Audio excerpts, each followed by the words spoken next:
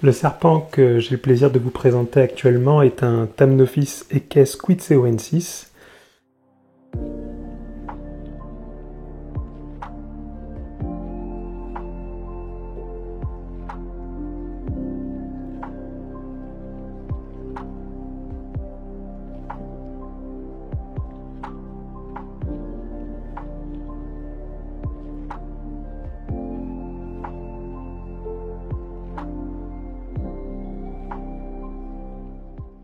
C'est un serpent qui est rare en captivité. C'est un serpent qui est originaire du Mexique, et plus précisément du lac de Quitseo, d'où il tire son nom, puisque Quitseoensis en latin signifie « qui provient de Quitseo ».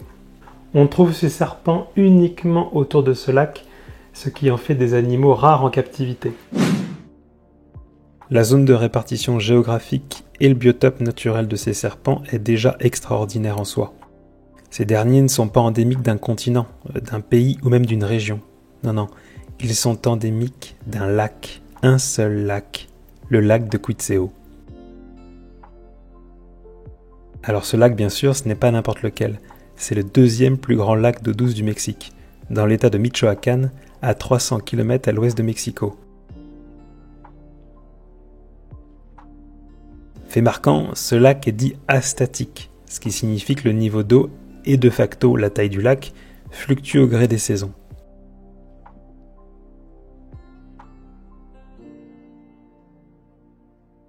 Sa superficie est d'environ 400 km² lorsqu'il est plein et 300 km² en période sèche. À noter d'ailleurs que l'été 2024 a été exceptionnellement aride et qu'une partie anormale du lac a été asséchée. Ça a évidemment impacté les populations locales, qui pour beaucoup vivent de la pêche, mais probablement aussi les Thamnophis. L'avenir nous dira sans doute l'impact de cette sécheresse hors du commun sur leur population et à quel point cette dernière a été touchée.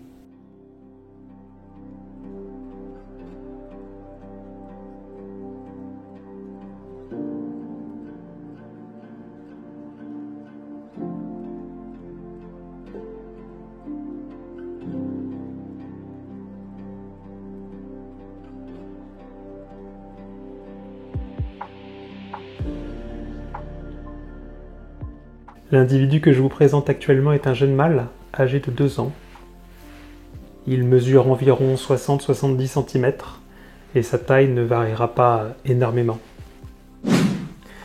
J'ai échangé rapidement mon mâle contre une femelle, vous voyez, pour vous montrer un petit peu la différence, le dimorphisme sexuel que vous pouvez avoir.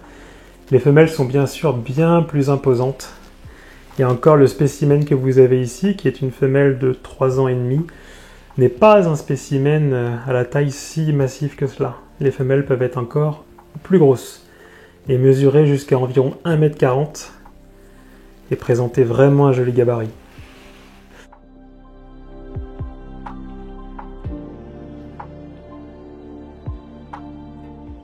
Comme vous pouvez le constater, leur couleur majoritaire est un noir mat, très très joli. Néanmoins, ce noir n'est pas un noir complètement uniforme. En effet, si vous constatez en dessous de la gorge du serpent, vous avez cette petite couleur blanche. Quand ils sont jeunes, cette couleur est un peu jaune, comme c'est encore le cas chez ce mâle, puisque je vous ai dit qu'il n'avait que 2 ans. Et donc cette couleur va blanchir au fur et à mesure des années. Et cette couleur blanche, vous la retrouvez, comme vous pouvez le constater actuellement, sous la queue. Et de la même façon, en fait, plus le serpent va gagner en années, plus cette couleur va être amenée donc à blanchir et donc par conséquent à se contraster. Le noir de sa peau, lorsque les serpents viennent de muer, peut présenter de multiples reflets. Et vous les trouvez aussi également sous le ventre. Ces serpents ont une couleur au niveau du ventre très sympathique. On a l'impression qu'ils sont noirs, mais en réalité, lorsqu'on les regarde de plus près, et encore une fois, lorsque les individus ont mué récemment, on se rend compte qu'ils sont irisés, même sous le ventre, ce qui leur donne vraiment un look absolument incomparable et magnifique.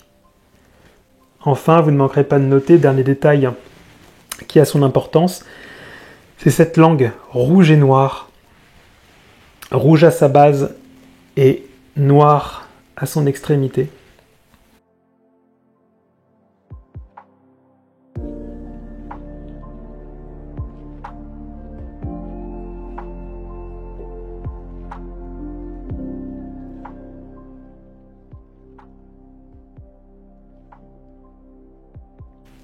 Les Thamnophis equus se comportent très bien et s'élèvent très bien en captivité.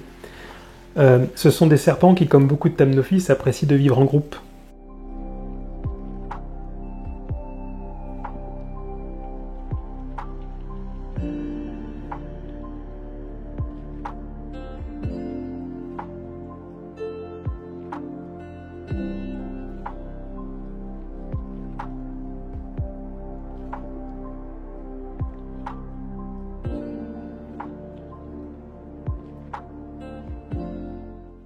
En captivité, vous pourrez aussi offrir à ces animaux un univers extrêmement aquatique, puisqu'à l'état sauvage, ils passent une bonne partie de leur journée dans l'eau. D'ailleurs, je vous conseille, si vous ne leur offrez pas un aquaterrarium, de leur mettre une gamelle d'eau suffisante pour qu'ils puissent s'immerger à l'intérieur, et vous verrez que vous les y retrouverez souvent.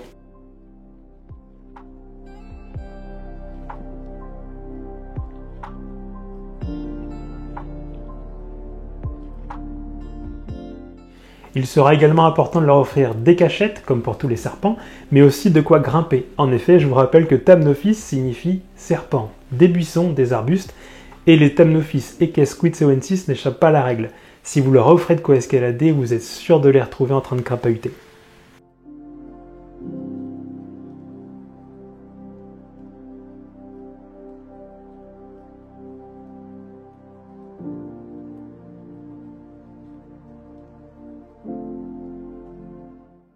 Passons désormais au nourrissage des Thamnophis equus. Les Thamnophis equus sont très gourmands et peuvent manger une grande variété de proies. Pour ma part, je les nourris en essayant d'alterner justement ces proies-là entre du poisson et également des rongeurs. Aujourd'hui, c'est ce qu'il y aura au menu, avec des rosés de rat. Je vous conseille, comme pour les Thamnophis en général, d'éviter de donner du rongeur avec des poils, car c'est souvent ce qu'ils digèrent finalement le moins bien. J'ai bien évidemment décongelé mes rosés de rat au préalable, et ils sont désormais parfaitement prêts à être consommés par les serpents. Avant de les donner, je vais les supplémenter de deux façons. Comme avant chaque repas, je vais notamment supplémenter mes proies en béafargistocale. C'est un supplément que j'achète en ligne et qui permet d'apporter plus de calcium et quelques vitamines. Néanmoins, ce n'est pas la seule marque qui existe sur le marché et vous pouvez bien sûr trouver la vôtre. L'important est d'avoir un apport notamment en calcium. De plus, une fois par mois, je vais rajouter un complément vitaminé qui s'appelle du Necton Rep. Encore une fois, ce produit est spécifiquement réalisé pour les reptiles et amphibiens, mais il ne va pas être ajouté, lui, avant chaque repas. Trop de vitamines pourrait même devenir dangereux pour la santé de vos serpents. Et une fois que c'est fait, je vais mélanger mes proies afin que toutes puissent être supplémentées de façon efficace. En ce qui concerne la quantité et la fréquence, les Thamnophis equus juvéniles mangeront eux évidemment des rosés de souris, ce avec quoi ils peuvent s'alimenter dès leur naissance, et ils mangeront jusqu'à 3 fois par semaine. Pour ce qui est des adultes, je les nourris tous les 5 jours, voire tous les 16 jours, selon la période de l'année et selon leur appétit. Je distribue de quoi pour eux se nourrir à volonté. Les Thamnophis equus, notamment adultes, ont un solide appétit et il faut qu'ils puissent manger à leur faim. Vos serpents, en règle générale, se gèrent très bien eux-mêmes, il faut donc leur faire confiance. Si jamais vous constatez qu'un individu en particulier est parfois un petit peu trop gourmand, il s'agira alors de penser à comment le rendre un peu plus raisonnable. Mais en règle générale, tout se passe bien et c'est le cas pour le trio de mes femelles que je possède juste ici. Je vais donc pouvoir leur donner à manger.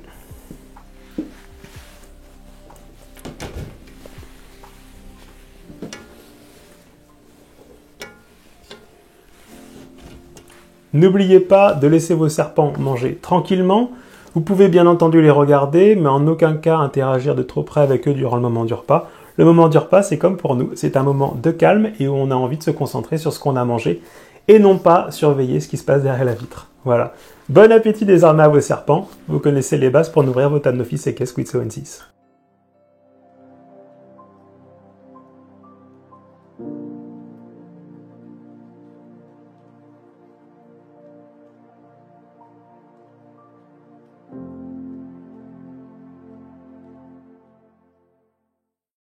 Il existe deux situations dans lesquelles vous devez être vigilant si vous faites cohabiter vos serpents. La première, c'est évidemment lors du nourrissage. En effet, les Thamnophis equus sont des serpents voraces qui n'hésiteront pas à se bagarrer pour justement récupérer une proie. Il faudra alors ne pas hésiter à les séparer. La deuxième situation, c'est bien sûr si vous mettez en cohabitation des mâles et des femelles. Les Thamnophis et Squid sont en capacité de se reproduire dès leur première année. Le mâle que j'ai donc dans les mains est mature sexuellement, et si jamais je le laisse avec des femelles, je peux être sûr d'avoir des petits dans un avenir proche. Il faut donc y penser si jamais vous ne le souhaitez pas. Concernant la reproduction, les Thamnophis et Squid peuvent donner lieu à des portées assez nombreuses. Le projet de reproduction doit être quelque chose de réfléchi, et assurez-vous de bien avoir un débouché. Car c'est pas lorsqu'il est trop tard qu'il faut se rendre compte justement qu'on a mis un mâle et une femelle ensemble pendant un petit peu trop longtemps. On connaît très peu de choses sur leur façon de vivre à l'état sauvage. Et il est donc très intéressant de les avoir en captivité pour essayer de les observer parce que littéralement, vous pouvez apprendre beaucoup de choses d'accord sur leur comportement. Moi je trouve que ce sont vraiment des serpents intéressants de ce point de vue-là, et une des questions notamment sur lesquelles la science n'a pas encore tranché, c'est celle de leur hibernation. On n'est absolument pas certain que les Thamnophis et Squid hibernent à l'état sauvage. Par conséquent, on ne pratique pas l'hibernation en captivité pour ces serpents. Ils vont donc passer l'hiver dans un terrarium qui sera chauffé normalement, et on va tout simplement observer une baisse de leur activité et de leur nourrissage.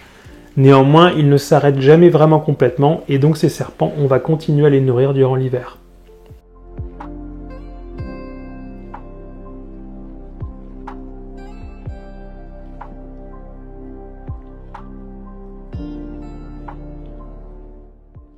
J'espère que ma vidéo sur les Thamnophis et Squid vous aura plu et vous aura peut-être décidé à vous lancer dans l'aventure. Si jamais vous avez d'autres questions, n'hésitez pas à me les poser sur le stand, je suis là pour ça. Ce sont vraiment de super serpents pour commencer l'aventure de la terrariophilie, et même aussi pour les éleveurs les plus expérimentés. Il va sans dire que les spécimens que je vous propose sont tous des pures souches, et que bien sûr je suis en mesure de justifier leur provenance. Voilà, j'espère qu'il vous aura plu. Merci à tous, à très bientôt.